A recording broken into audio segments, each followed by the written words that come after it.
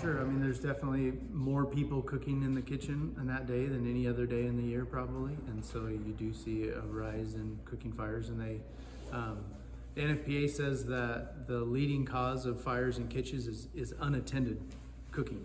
So that's one of the big things that we like to promote, is that it's a great day to have family and be together with people, but you don't want to let those activities distract from your attention in the kitchen.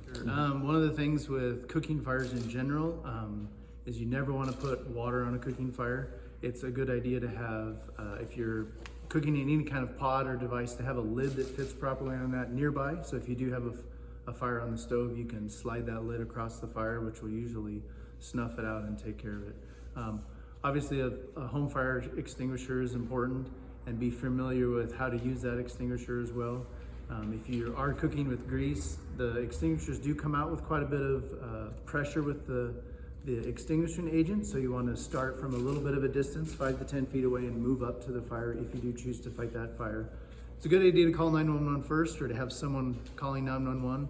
Even if you do get that fire out, we'd love to come out and make sure that the fire is all the way out, and then if you need help with ventilation and that kind of stuff. But in terms of oven fires, that can happen in an oven.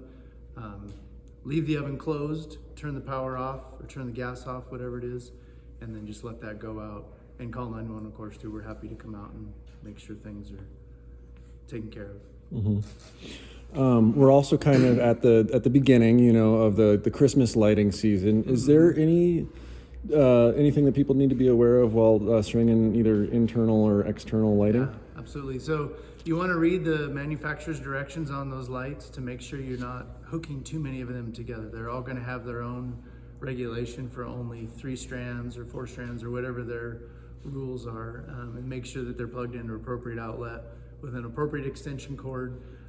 Probably not using an extension cord is what the manufacturer recommends. So if you have any questions on that, I would consult an electrician, because you certainly don't want to overload your circuits. And if you're having trouble tripping breakers or that kind of thing, then something is wrong and you need to call in a professional to have that looked at.